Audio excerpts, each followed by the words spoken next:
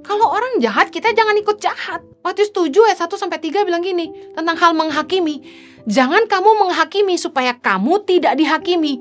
Karena dengan penghakiman yang kamu pakai untuk menghakimi, kamu akan dihakimi. Jadi kalau kita menghakimi orang lain, kita juga akan dihakimi. Dan ukuran yang kamu pakai untuk mengukur akan diukurkan kepadamu. Hati-hati kita menghakimi orang, karena ukuran yang kita pakai terhadap orang akan diukurkan juga sama kita. Ayat ketiga bilang gini, mengapakah engkau melihat selumbar di mata saudaramu, sedangkan balok dalam matamu tidak engkau ketahui? Jadi ketika terjadi konflik, kita harusnya jangan pahit sama orang, tapi kita juga koreksi diri kita. Kalau saya jadi dia, kira-kira punya pemimpin kayak saya ini gimana ya? Memang gak mudah. Karakternya keras. Ya memang, oke, Ibu Heni baik katanya. Tetapi kan ada sisi ketegasan. Dan kalau dalam hubungan kita gak bisa terima lebih dan kurangnya orang, ya susah. Hanya mau kebaikannya, gak mau ketegasannya, gak bisa. Udah dia terluka, dia gak mau kerja dengan saya, gak masalah, gak usah hakimi gitu kan. Masing-masing orang kan punya pilihan. Tuhan aja gak maksa, kenapa kita maksa orang? Dan yang paling penting ini yang Tuhan ajarin saya. Waktu orang sakitin kita, waktu kita terluka, jangan mendoakan yang jahat terhadap orang itu. Matius 5 ayat 44. Tetapi aku berkata kepadamu, kasihilah musuhmu dan berdoalah bagi mereka yang menganiaya kamu. Kasihi musuh dan berdoa bagi orang yang menganiaya kita. Orang jahat sama kita, Tuhan suruh kasihi mereka dan doain mereka, bukan nyumpain mereka. Kadang-kadang bahasa kita terlalu rohani. Biar Tuhan aja yang balas. Wow. Sebenarnya di baliknya tuh tersimpan kutuk. Kita tahu bahwa Tuhan akan balas lebih kejam gitu.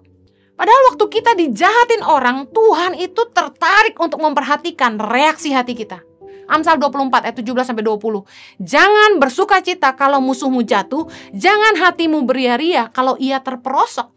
Kita tuh gak boleh senang lihat musuh kita jatuh, dan jangan sampai kita happy dia tuh jatuh terperosok. Ayat 18. Supaya Tuhan tidak melihatnya dan menganggapnya jahat, lalu memalingkan murkanya daripada orang itu. Jangan menjadi marah karena orang yang berbuat jahat. Jangan iri kepada orang fasik, karena tidak ada masa depan bagi penjahat dan pelita orang fasik akan padam. Kita udah tahu bahwa masa depan orang fasik itu pelitanya padam. Orang yang jahat, masa depannya tuh firman Tuhan tahu pasti. Udah ngapain kita marah sama mereka? Mereka tanggung jawab sama Tuhan kok. Kalau kita punya 2 anak, yang satu dipukul lalu dia mengalah, kita akan bela dia. Tapi kalau dia balas mukul, ya kita diamin aja, ya lu balas.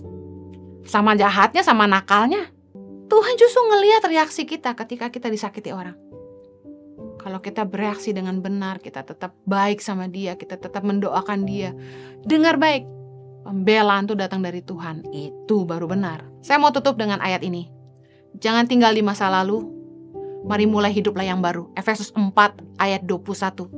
Karena kamu telah mendengar tentang dia dan menerima pengajaran di dalam dia, menurut kebenaran yang nyata dalam Yesus, yaitu bahwa kamu berhubung dengan kehidupan kamu yang dahulu, harus menanggalkan manusia lama yang menemui kebinasaannya oleh nafsunya yang menyesatkan, supaya kamu dibaharui di dalam roh dan pikiranmu, dan mengenakan manusia baru yang telah diciptakan menurut kehendak Allah di dalam kebenaran dan kekudusan yang sesungguhnya.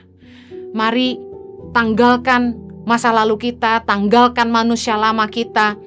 Jangan lagi hidup di masa lalu. Tuhan sudah menyediakan kita masa depan yang penuh dengan pengharapan. Saya berdoa agar Anda boleh melupakan dan tidak tinggal di kegagalan masa lalu, di kesuksesan masa lalu, dan dalam kepahitan. Saya berdoa Anda menang dan Tuhan memberi Anda kehidupan yang jauh lebih